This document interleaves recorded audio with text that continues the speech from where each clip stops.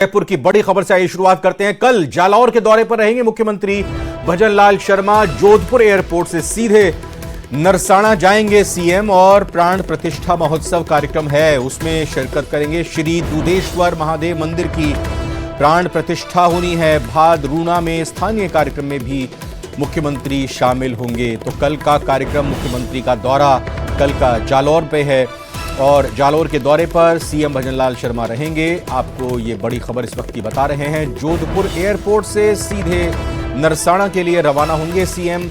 कल का कार्यक्रम प्राण प्रतिष्ठा महोत्सव का है, जिसमें मुख्यमंत्री भजनलाल शर्मा शिरकत करेंगे। श्री दूधेश्वर महादेव मंदिर की प्राण प्रतिष्ठा होनी है। भादरूणा में भी स्थानीय कार्यक्रम में मुख्यमंत्री का शिरकत करने का कार्यक्रम है।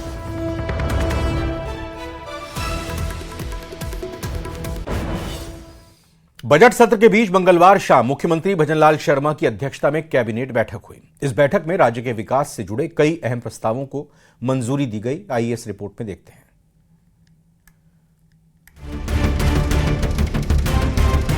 राजस्थान विधानसभा के बजट सत्र के बीच शाम 4 बजे मुख्यमंत्री भजनलाल शर्मा की अध्यक्षता में कैबिनेट की बैठक हुई। सीएमओ में हुई बैठक में कई महत्वपूर्ण प्रस्तावों पर मुहर लगी। Rajasthan textile and apparel policy, Rajasthan data centre policy, Rajasthan logistic policy, Rajasthan युवा नीति पॉलिसी एंड अपैरल पॉलिसी 2025। इसके संबंध में आपको अभी बताएंगे। एक तो ये आई, दूसरा राजस्थान डेटा सेंटर पॉलिसी, जो वर्तमान में एआई के लिए बहुत ही इम्पोर्टेंट सेक्टर है, विश्व में इसकी महत्ता बढ़ रही है। तीसरा राजस्थान लॉजिस्टिक पॉलिसी, जो एम्प्लॉयमेंट के लिए सबसे ज़रूरी है। और आखिरी राजस्थान युवा नीति।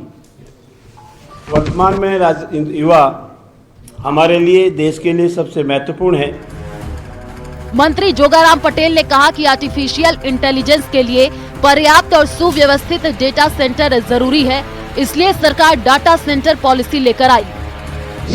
डाटा सेंटर पॉलिसी के जरिए राज्य में 20,000 करोड़ के निवेश का लक्ष्य है। इस नीति के तहत सेंटर की गतिविधियों की दक्षता, हमारे डेटा सेंटर से उनकी सुरक्षा, विश्वसनीयता को भी प्रभावी बनाएगी। और मुख्य रूप से आगामी 5 वर्षों के लिए 300 मेगावाट तक के डेटा सेंटर हम विकसित करेंगे। साथ ही साथ राज्य में 20,000 करोड़ का निवेश भी आकर्षित करने का पूरा प्रयास होगा। इसके अलावा कैबिनेट ने वस्त्र और परिधान उद्योग को बढ़ावा देने के लिए नई नीति लागू करने का ऐलान किया। शहरों के अलावा ग्रामीण क्षेत्रों पर भी विशेष ध्यान। सरकार स्टाम्प ड्यूटी और कन्वर्जन शुल्क में राहत।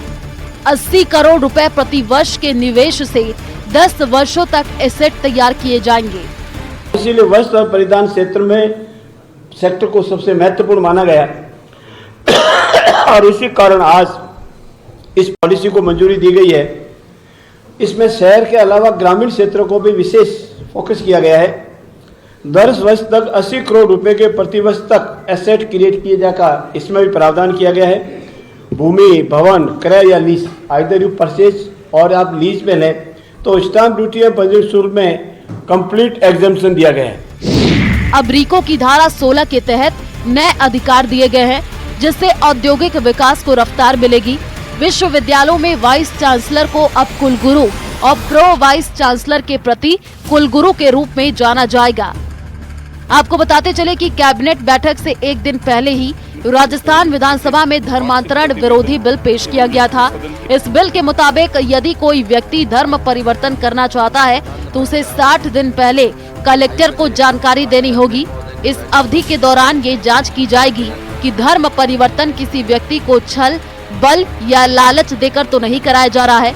यदि ये पाया जाता है कि धर्म परिवर्तन में किसी प्रकार का धोखाधड़ी या दबाव डाला गया है तो संबंधित व्यक्ति या संस्था को कठोर दंड दिया जाएगा। Bureau report, news 18 Rajasthan.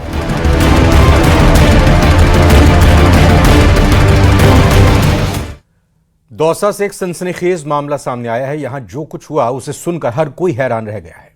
दरअसल प्रदेश की कई महिलाओं के अश्लील वीडियो एक मोबाइल में मिले हैं। इन वीडियोस के मिलने के बाद पुलिस ने सवाई माधोपुर के बाटोदा थाना इलाके के काजी कुंडली मोरपा के रहने वाले रमन उर्फ नरेंद्र मीणा को गिरफ्तार किया है।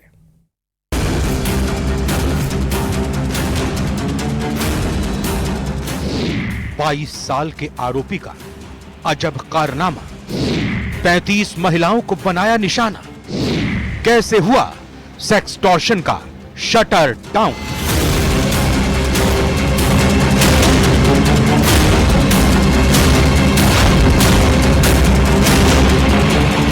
इसके चेहरे पर मत जाइए, भले ही इसका चेहरा बेचारगी का पुतला दिखाई दे रहा हो, लेकिन इसके कारनामे आपको हैरान परेशान कर देंगे। दरअसल इसके मोबाइल में कई महिलाओं के अश्लील वीडियो हैं। इन वीडियो के मिलने से हड़कंप मच गया है।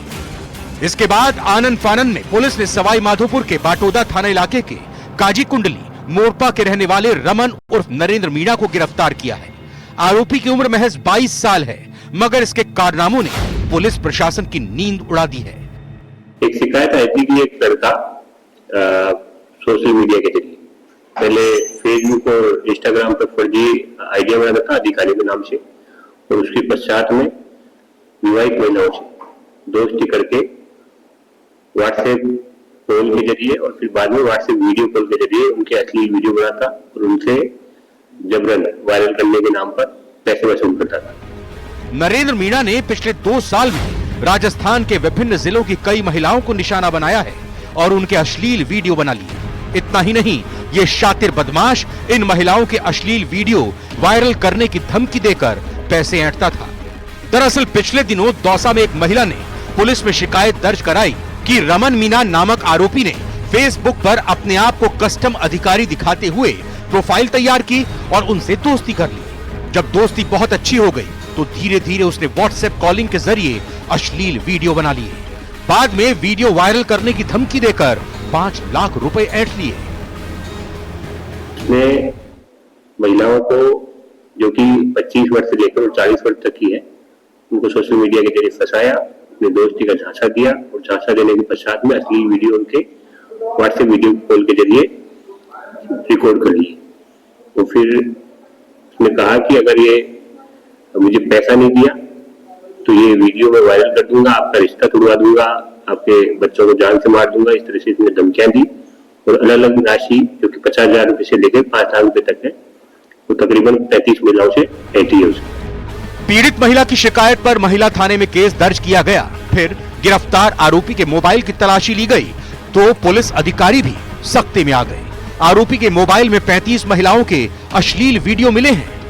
अभी तक के अनुसंधान में उसके मोबाइल का जब हमने निरीक्षण किया तो मोबाइल में तकरीबन 35 महिलाओं की जो राजस्थान के अलग अलग जिलों की रहने वाली है, उनके अश्लील वीडियो मिले हैं और उसके संबंध में आगे तफ्तीश की जा रही है। आपको बता दें कि आरोपी रमन मीणा 25 से 40 साल की विवाहित महिलाओं को टारगेट करता था ताकि उनसे पैसे ऐंठ सके। उसकी खास बात यह है कि आरोपी महिलाओं की प्रोफाइल भी चेक करता था और आर्थिक रूप से संपन्न महिलाओं को ही टारगेट करता था। न्यूज़ 18 राजस्थान के दौसा से आशीष शर्मा की रिपोर्ट।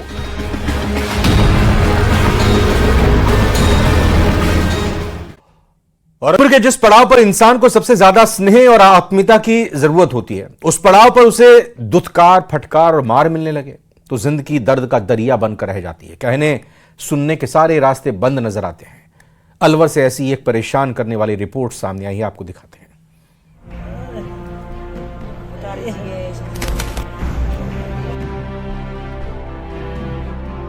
मार कितनी दिख रही है सर की। बेटे पोते की मार, बुढ़ापा हुआ लाचार। दर्द तो भर जाए पर अपनों से कौन बचाए।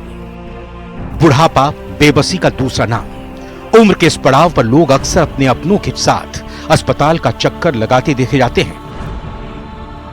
नाती पोते दादी नानी को अस्पताल पहुंचाते, उनकी तीमारदारी करते देखे जाते हैं। लेकिन कई जगह परिवार का बुजुर्ग सदस्य भार माना जाता है। हर छोटी बड़ी बात पर उसे फटकारा दुत्कारा जाता है। बुढ़ापा क्या आया कि लाचार हो गए, माँ बाप रद्दी के अखबार हो गए। न पहले जैसी घर में वो हैसियत रही, अब तो घर के ही चौकीदार हो गए। बहरहाल अलवर जिला अस्पताल के बिस्तर पर दर्द से कराहती इस बुजुर्ग पर आफत की ऐसी मार पड़ी है कि वो वहशत के भी होश फाख्त हो गए। क्या बेटा लगता है आपका?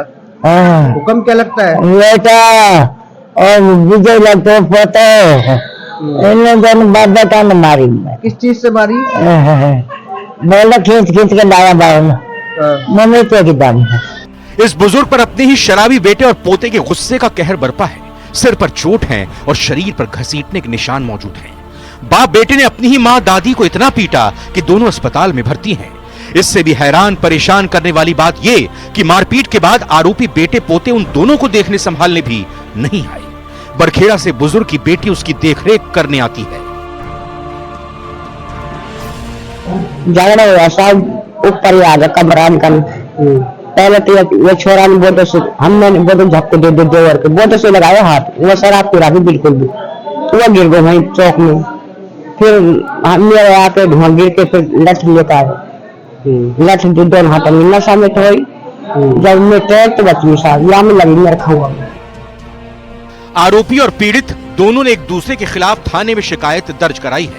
पुलिस जांच में जुटी है। दिनांक 2/2/2025 को थाना आजा के गांव हाजीपुर से दो पक्षों द्वारा खेतों के बंटवारे को लेकर आपसी लड़ाई झगड़ा होने और मारपीट होने के संबंध में मुकदमे दर्ज करवाए गए हैं। इसमें एक पक्ष का नाम तुमचंद सन ऑफ राम था है, जबकि दूसरे का नाम पिंटू पुत्र पप्पी राम जाटव। बुजुर्ग देह पर मिले दर्द से उबर भी जाए, लेकिन आत्मा पर पड़ी उस चोट से कैसे बाहर आए जिसे किसी और ने नहीं बल्कि उसके बेटे और पोते ने दिया है। न्यूज़ 18 राजस्थान के लिए अलवर से नितिन तिवारी की रिपोर्ट।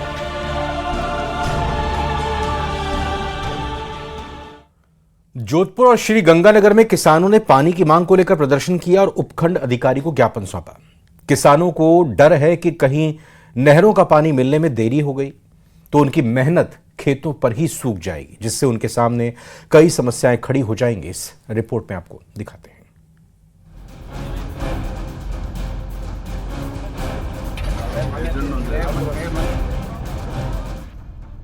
खेतों में लहलहा रही फसलों के लिए किसान आंदोलित है और सरकार से सिंचाई के लिए पानी की गुहार लगा रहे हैं।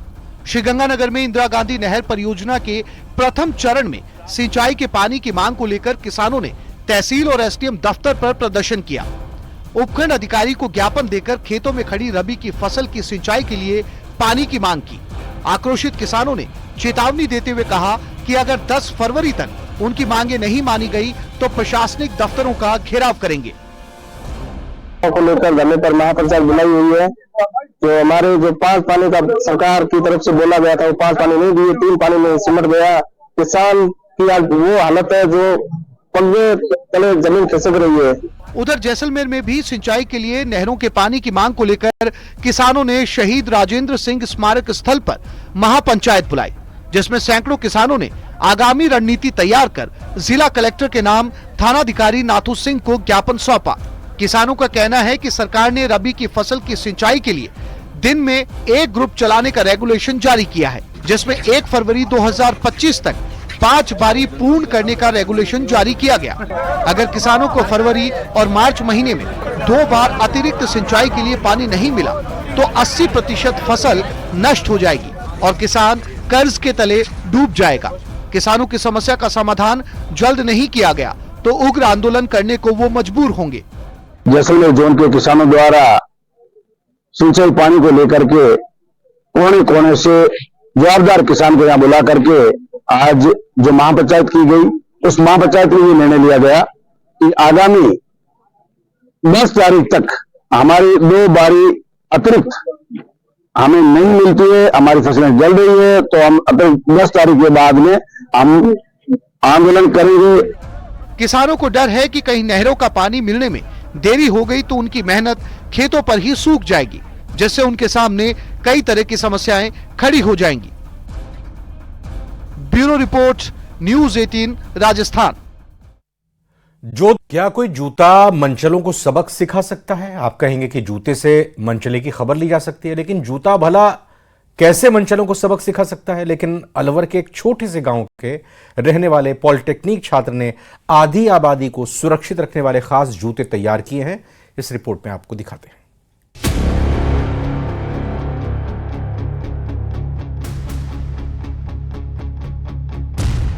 अब छेड़छाड़ पड़ेगी भारी, शौक देने की हुई तैयारी, काम ना आएगा बहाना, जूता बनाएगा निशाना।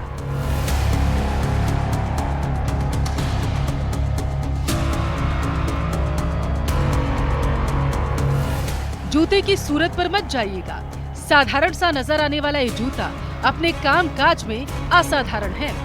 इस जूते में GPS model, IC, power modulator, voltage booster सहित कई उपकरण लगे हुए हैं, जिसमें जीपीएस मॉडल्स वगैरह मतलब आईसी और पावर मॉड्यूलेटर और वोल्टेज बूस्टर और मतलब बहुत सारी चीज़ लगी हैं। जैसे कि वुमेन्स इसको मतलब अपने जस्ट पैर में पहन के हैं और यूँ मतलब एडी से थोड़ा सा यूँ पुश करके नहीं ऑन कर सकते हैं आराम से। आधी आबादी के साथ आए दिन होने वाली अप्रिय खबरों को देखते हुए अलवर के एक छोटे से गांव लिली के रहने वाले पॉलिटेक्निक छात्र विवेक चौधरी ने एक ऐसा डिवाइस तैयार किया जो पल भर में ही बटन दबाते ही एक्टिव हो जाएगा और लड़कियों महिलाओं से छेड़छाड़ करने वाला व्यक्ति जब उन्हें टच करेगा तो उसे जोर का करंट लगेगा। जूते की एड़ी को जोर से पुश करने पर डिवाइस ऑन हो जाएगी। छेड़छाड़ करने वाले को करंट का तेज झटका लगेगा। एक बार चार्ज होने पर डिवाइस 1000 शॉक दे सकती है। जूते में जीपीएस और लोकेशन ट्रैकिंग का सिस्टम भी फिट। जी मैंने एक मतलब ऐसा शूज़ बनाया है जो कि वुमेन्स की सेफ्टी के लिए बहुत ही हेल्पफुल रहता है। मतलब जैसे भी अपनी कोई वुमेन्स वगैरह रात में जाती हैं ना तो उनके साथ होने वाले कुछ गलत कामों को बचाने के लिए मैंने ऐसा शूज़ बनाया है। जैसे भी वो इसको जस्ट पहन के जाएंगी मतलब जैसे भी उनको कोई छुएगा है ना तो उसको एक छूने वाले को एक जोर का शॉक लगेगा मतलब जिससे वो उसे छुएगा नहीं। विवेक का दावा है कि जूते का काम सिर्फ मनचले को शॉक देने तक ही सीमित नहीं रहेगा। विवेक कहते हैं कि पीड़िता के एक इशारे पर उसकी लोकेशन और अलर्ट मैसेज उसके 3 रिश्तेदारों के नंबर पर अपने आप पहुंच जाएगा। और उसमें मतलब एक जीपीएस सिस्टम लगा हुआ है जो कि मतलब उस वुमेन्स के घर पर उस मतलब एक मतलब SOS अलार्म विद उसकी लोकेशन के साथ वहाँ पहुँचा देता है। विवेक के मुताबिक प्रोग्रामिंग के दौरान डिवाइस में नंबर ऐड किए जाते हैं। इन नंबरों में पुलिस के हेल्पलाइन नंबर भी ऐड किए जा सकते हैं। विवेक ने बताया कि जूते में डिवाइस लगाने का खर्च लगभग 3500 रुपए का आया है। मैंने अभी ये ओनली फॉर मतलब ADM सिटी बीना महावर और मतलब एडिशनल SP और मतलब SDM सर मतलब इनको ही बस ये दिखाया है और मतलब और कहीं नहीं दिखाया। विवेक ने इस डिवाइस का प्रेजेंटेशन पुलिस प्रशासन के अधिकारियों के सामने किया। इसको देखकर अधिकारी काफी खुश हुए। इस दौरान अधिकारियों ने उनकी मदद करने की बात कही और उनके मॉडल को प्रदेश स्तर पर पहुंचाने का आश्वासन भी दिया। न्यूज़ 18 राजस्थान के लिए अलवर से नितिन तिवारी की रिपोर्ट। राजसमंद में ग्राम पंचायत उपली ओडन समेत 9 राजस्व गांवों को नाथ द्वारा नगर पालिका में शामिल करने की राज्य सरकार के स्वायत्त शासन विभाग ने अधिसूचना जारी की। अधिसूचना जारी होने के साथ ही गांवों में विरोध के स्वर भी तेजी से उठने लग गए। ग्रामीणों ने राज्य सरकार के प्रति रोष जताते हुए अधिसूचना जल्द रद्द करने की मांग की है। अधिसूचना रद्द नहीं करने पर ग्रामीणों ने उग्र प्रदर्शन करने की चेतावनी दी है।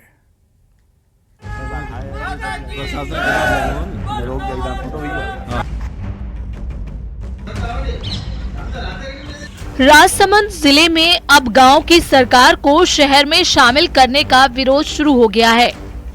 राज्य सरकार के स्वायत्त शासन विभाग ने उपली ओडन समेत 6 पंचायतों के 9 राजस्व गांवों को नाथ द्वारा नगर पालिका में शामिल करने की अधिसूचना जारी की थी।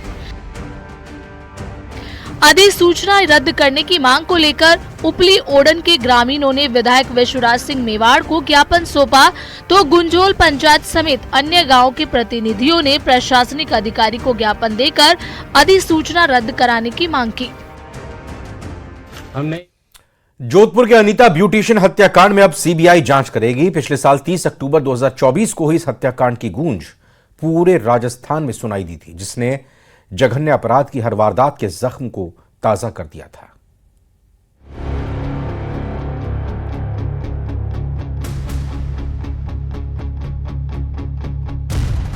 अनीता हत्याकांड में अब सीबीआई की एंट्री।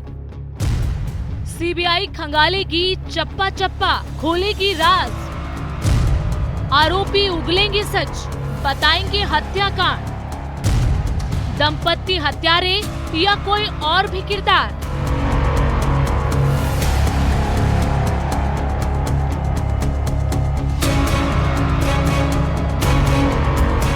अनीता हत्याकांड में अब सीबीआई परत दर परत हर राज खोलेगी। सीबीआई ने केस दर्ज कर लिया है और अब आरोपियों से जघन्य हत्याकांड का सिलसिलेवार तरीके से पूरा कबूलनामा उगलवाएगी। पिछले साल 30 अक्टूबर 2024 को हुए इस हत्याकांड की गूंज पूरे राजस्थान को सुनाई दी। मामले में पुलिस ने कुछ दिन पहले ही 30 जनवरी को कोर्ट में चार्जशीट पेश की। इसमें सिर्फ गुलामुद्दीन और उसकी पत्नी आबिदा को ही आरोपी माना था। अनीता मर्डर मैटर में 90 डेज पूरे होने पर 2 आरोपियों के खिलाफ चार्जशीट पेश की गई। 2 मुलजिम हैं, जिसमें एक मुख्य मुलजिम गुलामुद्दीन फारूकी, सेकंड उसकी वाइफ है जो आबिदा, उनके खिलाफ चार्जशीट पेश की गई है। धाराएं हैं 103 और 309 और अन्य BNS धाराओं में चार्जशीट पेश की। सर, इस मामले में क्या कारण रहे हत्या के? अभी तक इन्वेस्टिगेशन लूट के उद्देश्य से ही सामने आया। क्या और भी कोई आरोपी सामने आ सकता है आने वाले दिनों? और आरोपियों के संबंध में अभी तक का तो नहीं हुआ, बट जो FSL रिपोर्ट आती है उसके बाद देखते हैं। सीबीआई की FIR में तैयब अंसारी और अनीता की सहेली सुनीता को भी आरोपी बनाया गया है। अंसारी प्रॉपर्टी डीलर है और परिवार का आरोप है कि उसके राजनीतिक रसूख के कारण कार्रवाई नहीं की जा रही। संभवतः 1-2 दिन में सीबीआई की टीम जांच के लिए जोधपुर पहुंच सकती है। अनीता मर्डर केस की जांच सीबीआई से कराने की मांग को लेकर परिजनों ने कई दिनों तक शव नहीं उठाया था। 21 दिन बाद जनप्रतिनिधियों की मौजूदगी में 19 नवंबर को सहमति बनी। इसमें सीबीआई जांच की अनुशंसा की शर्त को भी शामिल किया गया, जिसके बाद 28 नवंबर 2024 को सरकार ने सीबीआई से जांच कराने की अनुशंसा भेजी थी, लेकिन फिर कोर्ट ने राज्य सरकार को नोटिस जारी कर जवाब तलब किया था। दरअसल 27 अक्टूबर सरदारपुरा थाने में अनीता की गुमशुदगी की रिपोर्ट दर्ज हुई। 30 अक्टूबर अनीता का शव गड्ढे में 6 टुकड़ों में मिला। 31 अक्टूबर पीड़ित परिवार तेजा मंदिर पे धरने पर बैठा। 6 नवंबर सर्व समाज की बैठक में सीबीआई की मांग हुई। 7 नवंबर मुख्य आरोपी गुलामुद्दीन फारूकी मुंबई से गिरफ्तार किया गया। इस हत्या की वजह लूट बताई गई थी, जिसके बाद परिजनों ने लंबे समय तक धरना दिया और RLP सुप्रीमो हनुमान बेनीवाल के हस्तक्षेप के बाद इस मामले की जांच सीबीआई से कराने की अनुशंसा की गई थी। और सीबीआई ने गुलामुद्दीन, सुनीता और तैयब अंसारी के खिलाफ मुकदमा नामजद दर्ज किया है। जल्द इस मामले की जांच सीबीआई शुरू करने वाली है। और समझौता वार्ता में यह तय हुई कि इस प्रकरण की जांच जो है वो भारत की सर्वोच्च जांच एजेंसी सीबीआई से जांच की जानी चाहिए। तो इस बात का मैं कमिटमेंट करके आया था और आज ऐसा सरकार ने अपना कमिटमेंट पूरा किया। इसके लिए आदरणीय भजनलाल जी यदि धन्यवाद के पात्र है। उन्होंने छत्तीसी कौम के सर्व समाज के सभी लोगों की भावनाओं का आदर किया और इस बात के लिए देश के गृह मंत्री आदरणीय अमित शाह जी का भी मैं बहुत बहुत यदि धन्यवाद देना चाहूंगा। शहर के बहुचर्चित हत्याकांड में पुलिस शुरुआत से ही गफलत में नजर आई। पुलिस पर मनमर्जी करने के भी आरोप लगे। जांच को लेकर बने दबाव के बाद पुलिस ने इस मामले में चार्जशीट पेश कर सिर्फ गुलामुद्दीन और उसकी पत्नी को ही आरोपी माना। इसके अलावा तैयब अंसारी को लेकर पुलिस की चुप्पी के चलते कई तरह के सवाल खड़े होते रहे, जो अब भी बने हुए हैं। ऐसे में अब सीबीआई की जांच में इन सवालों से जुड़े जवाब सामने आने की उम्मीद परिजनों को है। जोधपुर से चंद्रशेखर व्यास की रिपोर्ट। Good night.